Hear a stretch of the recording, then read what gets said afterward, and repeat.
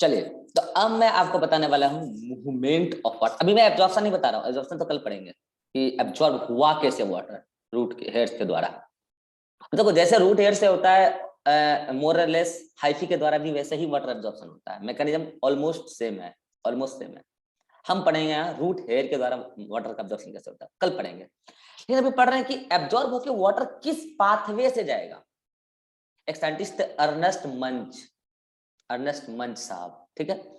मंच साहब ने पहली बार ऐसा बोला कि वाटर का एब्जॉर्प्शन का दो पाथवे है, one is apoplastic pathway and one is symplastic pathway. अगर आपको याद हो, जब मैंने आपको एनाटॉमी इन प्लांट पढ़ाया था, प्लांट एनाटॉमी, तब मैंने ये कंसेप्ट स्किप कर दिया था। आपको नोट्स में वहां लिखा मिला होगा एपोप्लास्टिक पाथवे, सिम्प्लास्टिक पाथवे, और मैंने कहा कि इसको हटाओ, इसको मैं प्लांट फिजियोलॉजी में पढ़ाऊंगा, और आज वो दिन आ गया है, ठीक है। मंच साहब ने, ये वो मंच नहीं जो टॉफी वाला खाते हो, ये अर्नेस्ट मंच नाम वैसा ही है, ठीक है, ई मंच साइंटिस्ट है। इन्होंने दो कंसेप्ट दिया, एक कंसेप्ट दिया एपोप्लास्ट क्या होता है, और एक कंसेप्ट दिया इन्होंने सिम्प्लास्ट क्या होता है। इन्होंने बोला सेल का हर वो कंपोनेंट जो डेड कंसीडर किया जाता है वो एपोप्लास्ट है, सेल का हर वो कंपोनेंट जो लिविंग कंसीडर किया जाता है वो सिम्प्लास्ट है। अब कौन कौन डेड घोषित किया, डेड कंसीडर किया जाता है, जल्दी से आप खुद ही बोलो। सेल वॉल क्या है, एपोप्लास्ट है symplast? Apoplast. Cell wall. Intercellular space क्या है, एपोप्लास्ट। एपोप्लास्ट। एक बार बताओ, vacuole inside, vacuole inside the sorry space inside the vacuole क्या है, एपोप्लास्ट। एपोप्लास्ट। अच्छा, इंट्रासेल्युलर स्पेस यानी कि साइटोप्लाज्म क्या है, एपोप्लास्ट। यानी कि जो भी स्पेस होंगे, स्पेस, स्पेस की बात कर रहा हूं, स्पेस सभी एपोप्लास्ट, उसमें कोई लिविंगनेस थोड़ी होता है।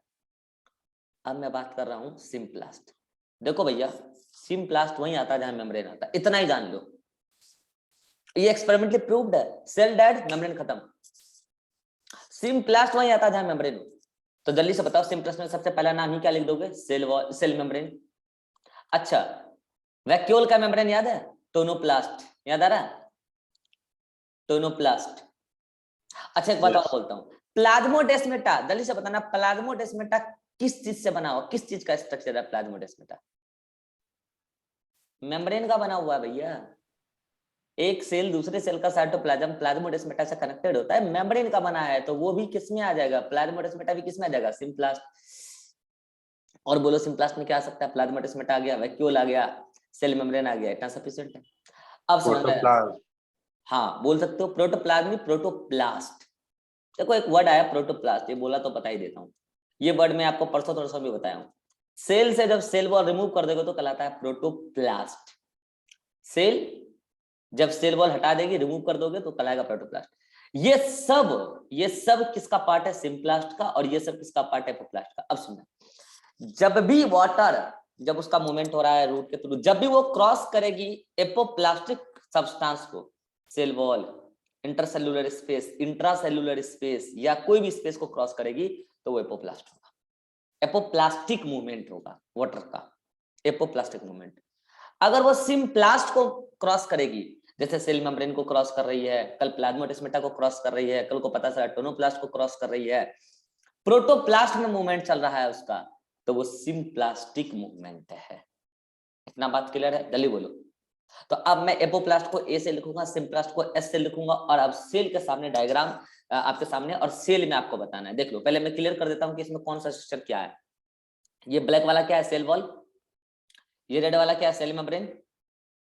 ये है वैक्यूल, पूरा ये वैक्यूल है, और ये वैक्यूल का मेम्ब्रेन टोनोप्लास्ट। ये वैक्यूल के अंदर का स्पेस है, ये पूरा प्लाज्मोडेस्माटा है, आपको पता है वो मेम्ब्रेनस स्ट्रक्चर होता है, और ये इंटरसेल्युलर स्पेस है, और ये इंट्रासेल्युलर स्पेस है। लेवलिंग क्लियर है? अब आपको बताना है कि वाटर का मूवमेंट क्या होगा। मैं एरो डालूंगा, एरो में आपको बताना है एपोप्लास्ट या सिम्प्लास्ट, और देर नहीं होनी चाहिए बताने में। हाँ भाई, वाटर इधर से इधर ये क्रॉस कर रहा है, कैसा मूवमेंट, एपोप्लास्ट। एपोप्लास्ट। क्यों? क्योंकि सेल वॉल को क्रॉस किया है। चलो, वाटर यहां तक आ गया, कैसा मूवमेंट, एपोप्लास्ट। एपोप्लास्ट। एपोप्लास्ट से सिम अब बताओ कैसा मूवमेंट? सिम्प्लास्ट अब बताओ कैसा मूवमेंट? एपोप्लास्ट एपोप्लास्ट अब बताओ कैसा मूवमेंट? सिम्प्लास्ट अब बताओ कैसा मूवमेंट? एपोप्लास्ट क्लियर है? फिर जब रिपीट कर रहा हूं, यहाँ एपोप्लास्ट क्यों हुआ? क्योंकि केवल सेल मेम्ब्रेन, सेल वॉल को क्रॉस किया है, डेड लेयर को क्रॉस किया है, एपोप्लास्टिक मूवमेंट। यहां से यहां तक आया, डेड लेयर को क्रॉस किया, सेल वॉल को, एपोप्लास्टिक मूवमेंट। जैसे ही सेल मेम्ब्रेन को क्रॉस किया, सिम्प्लास्ट। अब आ गया वो इंटरसेल्यूलर स्पेस में, साइटोप्लाज्म में, वहां वो कितना भी मूव कर ले इधर से उधर, कितना भी मूव कर ले, अगर इंटरसेल्यूलर स्पेस में वो मूव कर रहा है, दैट इज द एपोप्लास्ट। अरे बार बार खोल,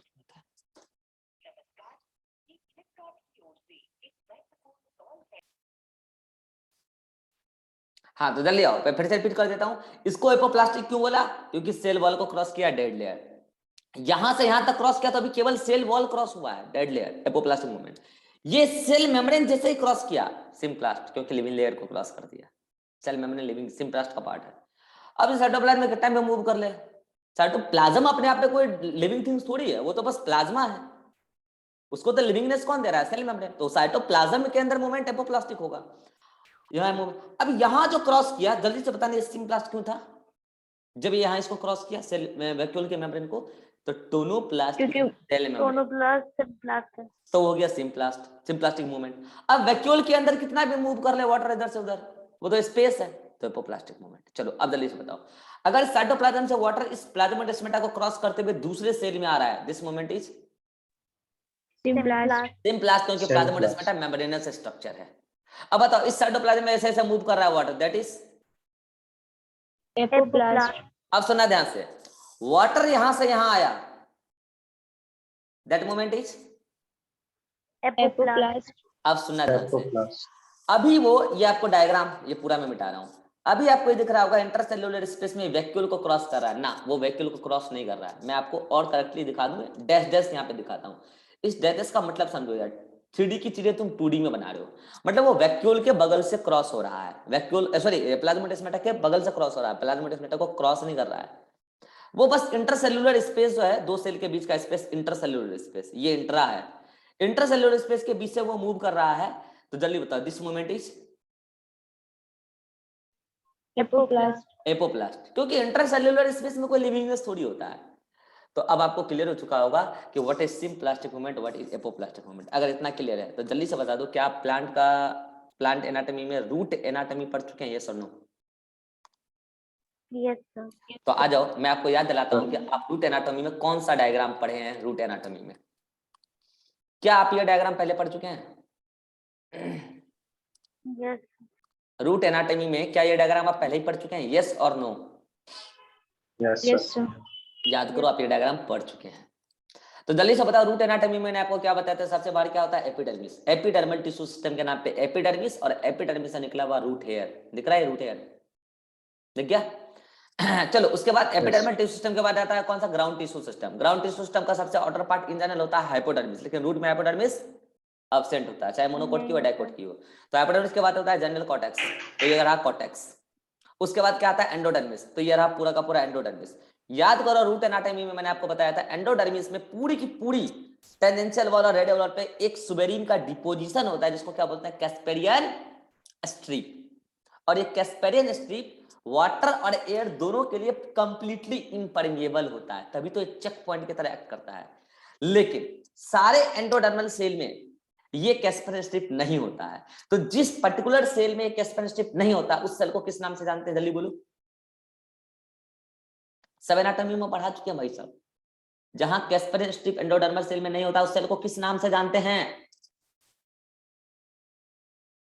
अब बताओ आप क्या पढ़े हो एनाटॉमी? आपका सिलेक्शन तो होने से रहा, वाह। उस सेल को पैसेज सेल के नाम से जानते हैं। देख के भी नहीं बोल पा रहे, मींस आप बहुत बड़े वाले हो, डैश डैश। उसको बोलते हैं पैसेज सेल। भाई तुमसे रेस्पॉन्स लेने का कोई मतलब ही नहीं है, तुम लोग पढ़ने वाले हो ही नहीं। मेरी गलती है कि हम आपको पढ़ा रहे हैं। एक्चुअली मैं आपको पढ़ा ही नहीं रहा हूँ, मुझे ये वीडियो रिकॉर्ड करना है पूरा बायोलॉजी का, इसलिए मैं आपको पढ़ा रहा हूँ। आप पढ़ने वाले हैं ही नहीं। पढ़ने वाले बच्चों के लिए इन फ्यूचर के लिए मैं ये वीडियो रिकॉर्ड कर रहा हूँ, ठीक है, इसलिए मैं पढ़ा रहा हूँ। क्योंकि मुझे तो स्टार्टिंग के 2-3 महीने बाद ही पता चल गया था, जब बैचेज बना था, कि इसमें पढ़ने वाले एक भी बच्चे नहीं है। अब क्या, मुझे तो रिकॉर्डेड बनाना है, लेक्चर बनाना है, इसलिए मैं बना रहा हूँ। पढ़ने वाले तो इसमें एक भी नहीं है, सबके सब गार्जियन को ठगने वाले हैं, पैसा बर्बाद करने वाले हैं, मजे ले रहे हैं जिंदगी के, कह रहे जिंदगी जी लूं, कोरोना आ जाएगा पता नहीं जिंदा रहूंगा कि नहीं रहूंगा। जिंदा नहीं रह पाऊंगी, जिंदगी जी लेती हूँ मैं एक बार। तो ये पैसेज सेल है। अगर आपको पैसेज सेल नहीं पता है तो आपको आपसे घंटा नहीं निकलेगा जी, है 10 साल देखो तो नहीं निकलेगा। पैसेज सेल है जहां पे कैस्पेरिन स्ट्रिप नहीं होता है। उसके बाद एंडोडर्मिस के बाद आता है पेरीसाइकल। पेरीसाइकल में पूरा का पूरा इसमें कोई प्रकार का कैस्पेरिन स्ट्रिप नहीं होता। उसके बाद आता है वेस्कुलर बंडल। फिर वेस्कुलर बंडल का अरेंजमेंट वगैरह मैं आपको रूट में बता चुका हूँ। हाँ, रूट में क्या होगा, एंटार्क या एक्सार्क। रूट में क्या होगा, एंटार्क या एक्सार्क। एक्सार्क करेक्ट भी बताया था, आरएक्स रूट में एक्सार्क। तो ये सब बात मैं आपको बता चुका हूँ। एक्सार्क का मतलब प्रोटोजाइलम बाहर, मेटाजाइलम अंदर, ये सारी बात बता चुका हूं। अब मुझे जल्दी से बताना इसमें से कौन सा पार्ट डेड और कौन सा पार्ट लिविंग। हाँ, एपिडर्मिस में रूट हेयर डेड या लिविंग, डेड, दोनों पार्ट। अरे भैया, जब सेल वॉल क्रॉस हुआ है तो डेड, जब सेल मेम्ब्रेन क्रॉस हुआ तो लिविंग। फिर रूट हेयर के अंदर आ गया तो वाटर एपोप्लास्टिक चल रहा है। फिर सेल मेम्ब्रेन को क्रॉस किया, एक तरफ से एंटर किया, दूसरी तरफ से निकल रहा है, फिर सिम्प्लास्टिक। हाँ, अब आ जाओ, अगर रूट हेयर से क्रॉस नहीं किया, एपिडर्मल सेल के बीच में जो इंटरसेल्युलर स्पेस है, आपको पता है ना कि एपिडर्मिस के बीच में इंटरसेल्युलर स्पेस हो भी सकता नहीं भी हो सकता, बता चुका हूं वीटीएस में, प्लांट एनाटॉमी में।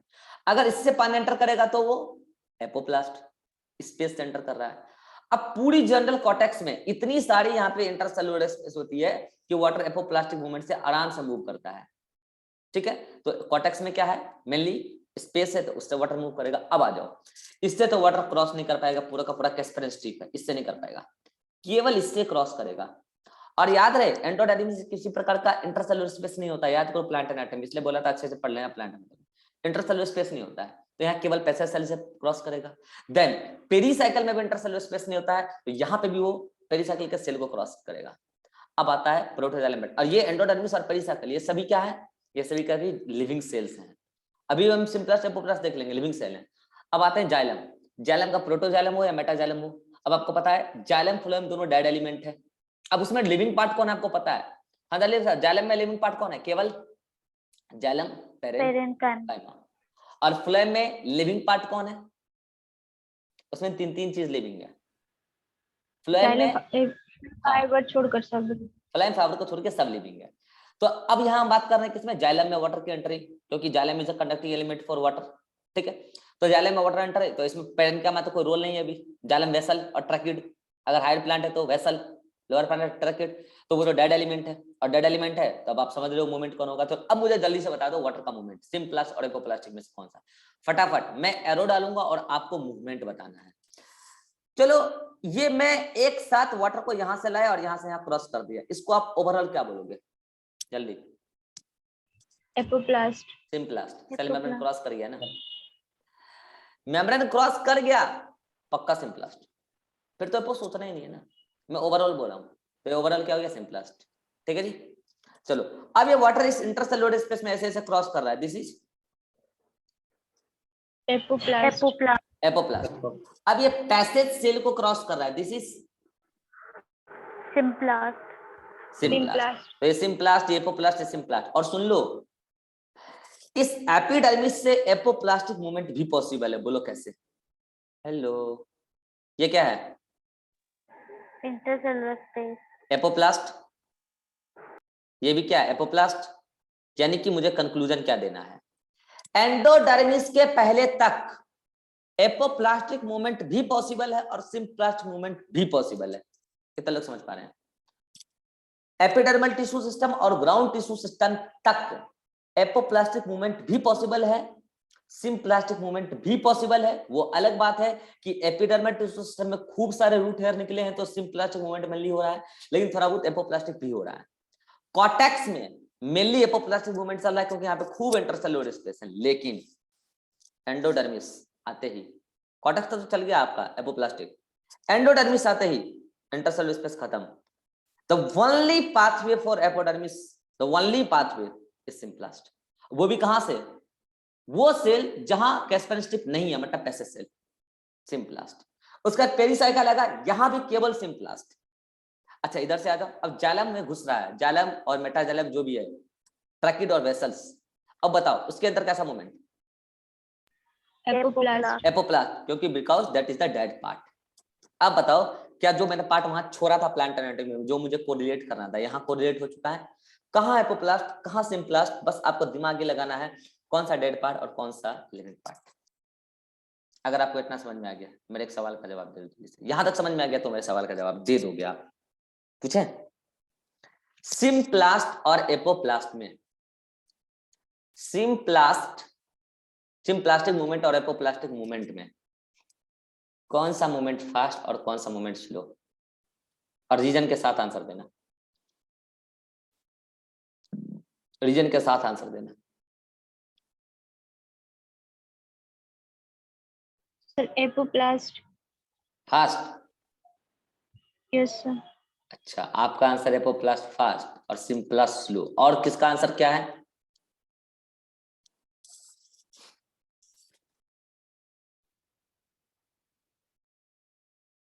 सही दोगे बाकी लोग? निकल ले। अब बताओ यार, इतना खाना खा लिया अपने इकोसिस्टम का, बताओ इतना खाना खा लिया और कुछ कर नहीं पाए इस देश के लिए, इस नेचर के लिए, इस इकोसिस्टम के लिए। भाई साहब ये खाना कोई और खा रहा था तो कुछ कर गुजर गया होता आपके इकोसिस्टम के लिए। आपने एनर्जी बर्बाद कर दिया इकोसिस्टम का, आप तो गद्दार निकल गए इकोसिस्टम में यार। बताओ यार, नेचर के साथ आपने बेईमानी कर लिया यार। इतना खाना खा लिया और एनर्जी का कोई यूटिलाइजेशन नहीं। बताओ यार, जब से पैदा हुए तब से खा रहे हो यार, खाए जा रहे हो नेचर का। नेचर उम्मीद में है कि आप उस एनर्जी से कुछ करोगे इस नेचर में, आप तो कुछ कर ही नहीं रहे हो यार। बताओ यार, इतना खाना बर्बाद कर दिया नेचर का। बताओ, अरे गुजरने से पहले कुछ कर जाओ यार। ठीक है मान लिया आप गुजर गए, श्रद्धांजलि दे देंगे आपको हम। बताओ यार, जिंदा है तो रिस्पॉन्स दीजिए। रेस्पॉन्स, स्टिमुलस मिला आपको, question is stimulus, your answer is response. अगर आप रिस्पॉन्ड नहीं कर रहे हैं मतलब आप डेड घोषित हो चुके हैं, और आप कुछ करने के पहले ही डेड। नेचर के साथ गद्दारी करके क्यों जा रहे हो यार? कुछ तो करके जाओ नेचर के लिए। इतना भोजन दिया आपको नेचर ने, बताओ यार। नहीं, गुजरने से पहले कुछ कर जाओ सृष्टि। विवेक, माना हो आप नेचर के साथ गद्दारी कर रहे हैं, लेकिन इतना भी मत करो यार। इतना बेइज्जत करो तो भी फर्क नहीं पड़ता है। हाँ रिवा बताओ, सिम्प्लास्टिक स्लो क्यों है और एपोप्लास्टिक फास्ट क्यों है? देखो मैं याद रखने का तरीका तो मैं बता दूंगा, S4 slow, S4 symplastic. Why symplastic is slow and why apoplastic is fast? Sir क्योंकि सिम्प्लास्ट सेल मेम्ब्रेन पे डिपेंड कर रहा है, तो सेल मेम्ब्रेन का वॉल फैसिलिटेटेड डिफ्यूजन स्लो भी कर सकते हैं, इसके लिए सिलेक्टिव परमेबल होता है, इसके लिए भी। लड़की मेरे से पढ़ी थी ट्रांसपोर्ट, इसलिए ऐसा बोल रही है। यस और नो? Yes sir. मुझे याद है ऑफलाइन में पढ़ी थी ट्रांसपोर्ट।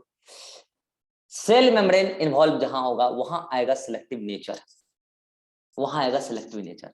और भाई साहब चुन चुन के निकालने में टाइम लगता है। मैं आपको एग्जांपल देता हूँ, कोई मान लो पैदल जा रहा है, पैदल एक ट्रैक बना हुआ है और उसमें कोई किसी प्रकार का चेकिंग नहीं होता। आप पैदल में क्या ही लेके चल जाओगे, कितना बड़ा बम लेके चल जाओगे, है ना? कोई ये नहीं है, ठीक है?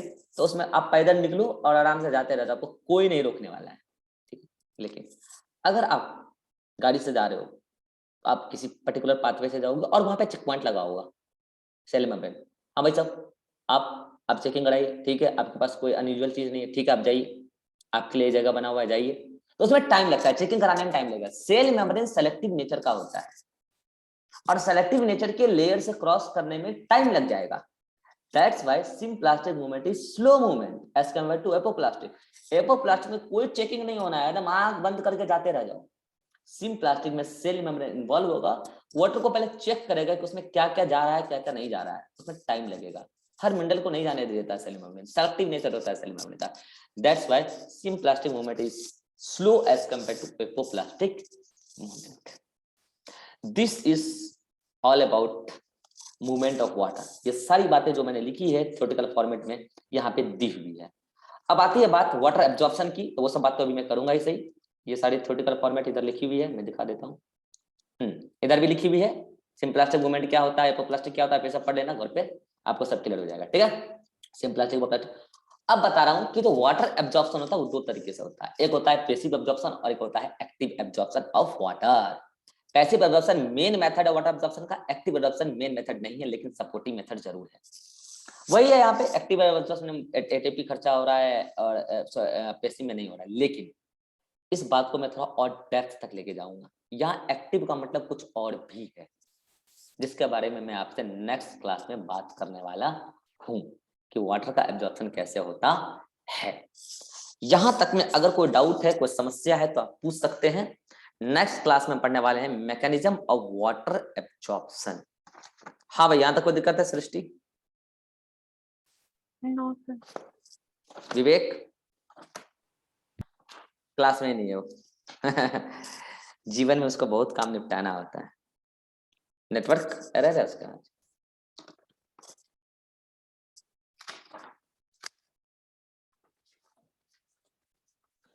तो अब आपको कहां से कहां पढ़ लेना है बता रहा हूं मैं।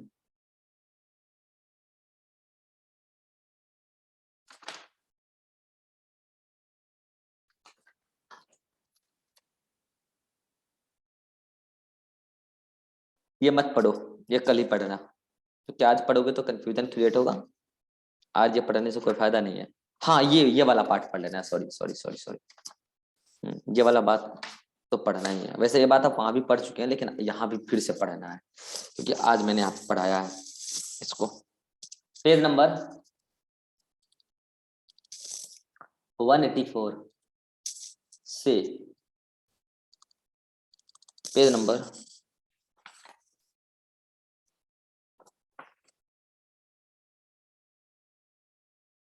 186, यहां पर आपको पढ़ना है हेडिंग नंबर 11.3.1 से पढ़ना शुरू करना है, और यहाँ पे आपको पढ़ना है हेडिंग नंबर 11.3.2 के ऊपर तक। इतना पढ़ के आना, फिर मिलते हैं नेक्स्ट क्लास में।